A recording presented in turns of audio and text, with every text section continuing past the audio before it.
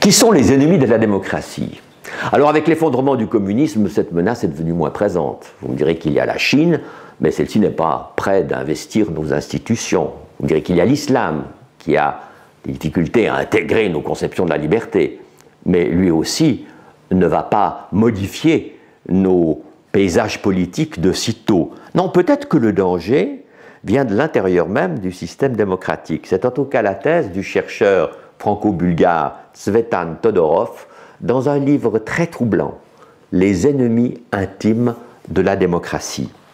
Todorov est d'origine bulgare, jusqu'à 24 ans il a vécu dans une démocratie populaire en Bulgarie et il reste frappé par ce paradoxe. C'est au nom du bien, d'un idéal, que les régimes communistes ont sévi comme on le sait. Et puis alors il se demande aujourd'hui si ceux qui brandissent le plus haut le flambeau de la démocratie ne sont pas ceux qui la menacent le plus.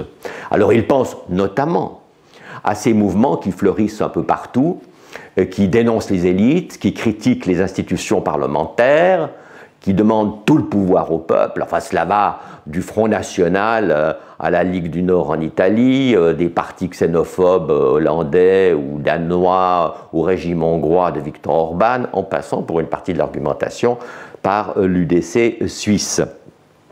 Mais il y a plus inquiétant encore. Les États-Unis et l'Europe, parfois, pratiquent ce que Todorov appelle le messianisme politique.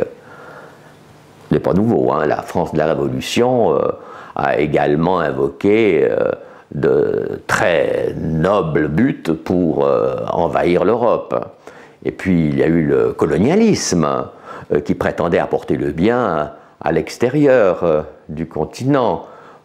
Jules Ferry, le président du Conseil, le père de l'école publique, déclarait en 1880 « Les races supérieures ont le devoir de civiliser les races inférieures ».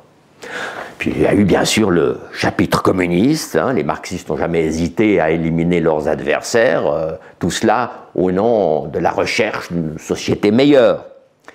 Mais beaucoup plus récemment, on a vu émerger une nouvelle notion, celle du droit d'ingérence. Ça veut dire qu'une démocratie a le droit d'intervenir dans un pays qui viole les droits humains. Alors évidemment, cette ambition, elle peut mener au désastre.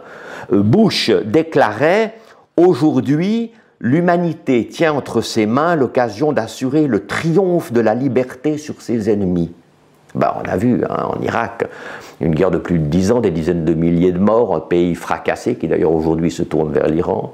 En Afghanistan, ce n'est guère mieux, on a voulu combattre les talibans, libérer la société, et aujourd'hui on se trouve devant une déroute militaire probable et le retour des extrémistes musulmans. La Libye, eh bien, on les a un peu oubliés, les trémolos d'il y a un an, hein, les chefs mis au pouvoir grâce à l'intervention franco-britannique avec l'aval de l'ONU se soucient assez peu des droits humains, arrêtent, torturent leurs adversaires. Les amis de Kadhafi, eux, fuient vers le désert où ils renforcent les réseaux terroristes. La bonne conscience fausse la vision de la réalité. Ainsi, note Todorov, on parle beaucoup en Occident du danger que représente l'islamisme pour l'Europe et l'Amérique. Ce qu'on voit, en revanche, sont les armées occidentales qui occupent des pays musulmans ou y interviennent militairement. Alors Todorov va en fait beaucoup plus loin dans sa réflexion. Il renvoie dos à dos également l'ultralibéralisme et le communisme. Pour ce dernier, c'était plein pouvoir au collectif. Pour les libéraux pur sucre, eh bien, c'est plein pouvoir à l'individu. L'éloge illimité de la liberté individuelle, écrit-il, finit par créer un être purement imaginaire, comme si le but ultime de l'existence était de s'affranchir, tel un Robinson sur son île sauvage, de tout lien et de toute dépendance. Or, la liberté, sans ses limites, sans ses lois, sans ses relations sociales qui l'encadrent, n'est qu'un leurre et une solitude.